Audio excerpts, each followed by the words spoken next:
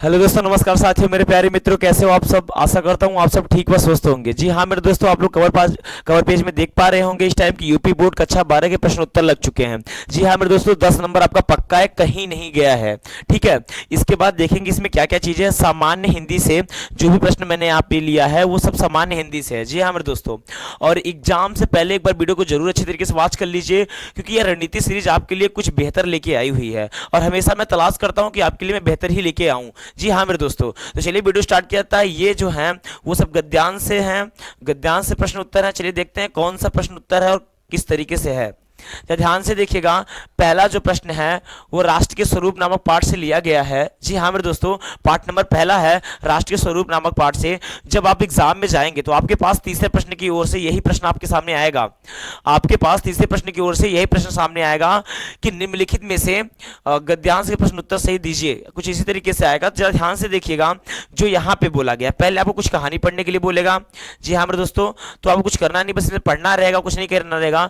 भूमि का निर्माण देवों के किया, भूमि का निर्माण देवों ने किया, वह अनंत काल से है। उसके भौतिक रूप, सौंदर्य और समृद्धि के प्रति सचेत होना हमारा आवश्यक कर्तव्य है।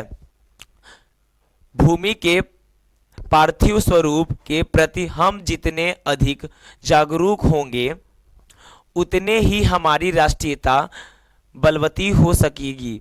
यह पृथ्वी सच्चे अर्थों में समस्त राष्ट्रीय विचारधाराओं की जननी है। जो राष्ट्रीयता पृथ्वी के साथ नहीं जुड़ी वह निर्मूल होती है। राष्ट्रीयता की जड़ें पृथ्वी में जितनी गहरी होगी, उतनी ही राष्ट्रीयता भाव का अंकुर पल्लवित होगा। इसीलिए पृथ्वी के भौतिक स्वरूप की अद्यपांत जानकारी प्राप्त करना, उसकी सुंदरता, उपयोगिता और महिमा को पहचानना आवश्यक धर्म है, यानी अवश्य धर्म है। जी हाँ मेरे दोस्तों, मैंने इसको पूरा अच्छी तरीके से पढ़ दिया, आप सुन पाए होंगे। जी हाँ, इसी में से आपसे प्रश्न पूछेगा वो, और कहीं नहीं। और ये देखिए जरा, आपका 2019 और 2022 में प्रश्न पूछा गया है, इसीलिए मैं लेके आया हूं। हो सके कि आपके बोर्ड एग्जाम में यही प्रश्न आ जाए, और हो सके कि यह प्रश्न ना आए, कोई दूसरा दे दे आपको, तो घबराइएगा मत मेरे भाई। मैं बोला हूं 10 नंबर पक्का, 10 नंबर पक्का मेरे समझिए मेरे भाई। कुछ इस तरीके से मैं बताऊंगा आपको कि बहुत बेहतरीन समझ में आएगा आपको। तो देखिए क्या होने वाला है, चलो ध्यान से देखिएगा। इससे प्रश्न क्या किया है, जरा इस बात को अच्छे से समझिएगा। प्रश्न नंबर पहला क्या पूछा है आपसे, प्रश्न नंबर पहला आपसे क्वेश्चन जो किया है वो कह रहा है कि उपयुक्त गद्यांश के पाठ और लेखक का नाम लिखिए। प्रश्न नंबर पहला है। दूसरा क्या है, रेखांकित अंश की व्याख्या कीजिए। तीसरा प्रश्न आपसे क्या कर सकता है उसमें क्वेश्चन, राष्ट्रीय भूमि के प्रति हमारा आवश्यक कर्तव्य क्या है। और चौथा प्रश्न आपसे क्या पूछ सकता है, किस प्रकार की राष्ट्रीयता को लेकर लेखक ने निर्मूल कहा है। और प्रश्न नंबर पांचवा वो लास्ट क्या पूछेगा, यह पृथ्वी सच्चे अर्थों में क्या है। जी हाँ मेरे दोस्तों, ये आपका पांचवा प्रश्न है और इसी में अथवा करके है। या तो आप इस प्रश्न का उत्तर दीजिए या तो यह दीजिएगा, यह पृथ्वी सच्चे अर्थों में किसकी जननी है, या ये आप दे दीजिएगा। और उसके बाद छठवां जो प्रश्न है वो है, भूमि का निर्माण किसने किया और कब से। और सातवां जो प्रश्न है वो है, भूमि के पार्थिव स्वरूप के प्रति जागरूक रहने का क्या परिणाम होगा। और प्रश्न नंबर सातवां जो है वो आपके स्क्रीन पे है, पार्थिवी और अप्युपांत को शब्दों में अर्थ में स्पष्ट कीजिए। अद्योपांत और पृथक शब्दों के अच्छी तरीके से स्पष्ट कीजिए। चलिए देखते हैं प्रश्न नंबर पहला, देखते हैं उसका आंसर देखेंगे, जरा ध्यान से देखिएगा इसको। प्रश्न नंबर पहले का उत्तर जो है, जरा इसको अच्छे से पढ़िएगा। प्रस्तुत गातावरण हमारी पाठ्य पुस्तक के गद्य खंड भाग में संकलित एवं भारतीय संस्कृत के अध्येता डॉक्टर वासुदेव शरण अग्रवाल द्वारा लिखित राष्ट्र का स्वरूप शीर्षक निबंध से अवतरित है। यहां पे अथवा लिखा है। अथवा का मतलब हुआ, चाहे तो आप ये लिख दीजिए, चाहे तो आप ये लिख दीजिए। तो मेरे भाई आप इसको मत लिख के आइएगा जो अथवा के नीचे है। आप हमेशा किसको लिखिएगा पता है, आप हमेशा उसी को लिखिएगा। किसको, जो मैंने अभी बताया यहाँ पे, उसी को लिखिएगा, इसको मत लिखिएगा अथवा वाले को। आपको लिखना क्या है, प्रस्तुत गद्यांश हमारी पाठ्य पुस्तक हिंदी खंड काव्य के जो भी हैं, हिंदी खंड काव्य के वासुदेव शरण अग्रवाल द्वारा लिखित राष्ट्र का स्वरूप नामक शीर्षक निबंध से लिया गया है। कुछ इस तरीके से आपको लिखना है। उसके बाद जो दूसरा प्रश्न है उसका उत्तर क्या था, रेखांकित अंश की व्याख्या कीजिए। वासुदेव शरण अग्रवाल के अनुसार राष्ट्रीयता और पृथ्वी का संबंध अटूट और अनिवार्य रूप से आवश्यक है। इसलिए पृथ्वी के साथ राष्ट्रीयता का संबंध अथवा आधार जितना अधिक मजबूत होगा उतना ही अधिक राष्ट्रीय नेताओं का विकास भी संभव होगा।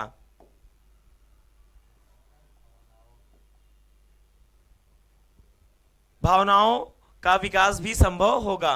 जिस राष्ट्रीयता का संबंध पृथ्वी के साथ नहीं होगा वह राष्ट्रीयता निर्धारित होती है। इस दृष्टि से प्रत्येक व्यक्ति का यह परम आवश्यक है, कर्तव्य एवं धर्म है कि वह पृथ्वी के भौतिक स्वरूप से पूरी तरह से परिचित रहे, साथ ही उसके सौंदर्य, उपयोगिता एवं महत्व की भी अवधि जानकारी रखें। ध्यान से देखिएगा, जितना भी आपको इसमें बताया गया है यही चीजें नहीं आएगा। आपको जो लगे बीच में कि क्या कहते हैं, लेखक जो थे ये चीजें बोले थे, आपको वही लिखना है। जरूरी नहीं कि मैंने जो यहाँ पे लिखा है वही आपको भी लिखना है, ऐसा कुछ भी नहीं है। आपको जो लगे सही कि मुझे ये लिखना चाहिए आप उसको लिखिए। जरूरी नहीं कि पीछे मेरे यही लिखा है तो आप भी इसके पहुंचे यही लिख दीजिए, ठीक है। तो आप उसको चेंज करते रहिएगा। चलिए प्रश्न नंबर तीसरा देखते हैं क्या था उसका उत्तर। राष्ट्र भूमि, राष्ट्र भूमि के प्रति हमारा आवश्यक कर्तव्य यह है कि हम अपनी इस भूमि के रूप, सुंदरता और समृद्धि के प्रति सचेत रहें और किसी भी दशा में इस भूमि के स्वरूप एवं सौंदर्य आदि के विकृत ना होने दें, ठीक है। उसके बाद चलिए प्रश्न नंबर चौथे का उत्तर देखिए। लेखक के अनुसार जो राष्ट्रीयता पृथ्वी के साथ नहीं जुड़ी होती है वह निर्मूल होती है। प्रश्न नंबर पांचवा का उत्तर देखिए जरा ध्यान से। यह पृथ्वी सच्चे अर्थों में समस्त राष्ट्रीय विचारधाराओं की जननी है। प्रश्न नंबर छठवां का उत्तर देखिए। देवी ने अनंत काल में भूमि का निर्माण किया है। प्रश्न नंबर सातवां जो है वो क्या है, भूमि के पार्थिव स्वरूप के प्रति हम जितने अधिक जागरूक होंगे हमारी राष्ट्रीयता भी उतनी अधिक बलवती हो सकेगी। प्रश्न नंबर लास्ट का जो था वो जरा ध्यान से देखिएगा। पार्थिव शब्द का अर्थ है पृथ्वी से उत्पन्न, पृथ्वी संबंधित। इसी प्रकार अध्योपांत शब्द का अर्थ है आरंभ से लेकर अंत तक। जी हाँ मेरे दोस्तों, अध्योपांत का अर्थ है आरंभ से लेकर अंत तक। चलिए अगला प्रश्न देख लेते हैं। इसी का एक और प्रश्न अशोक के फूल नामक पाठ से लिया गया है। रविन्द्रनाथ ने इस भारतवर्ष को महान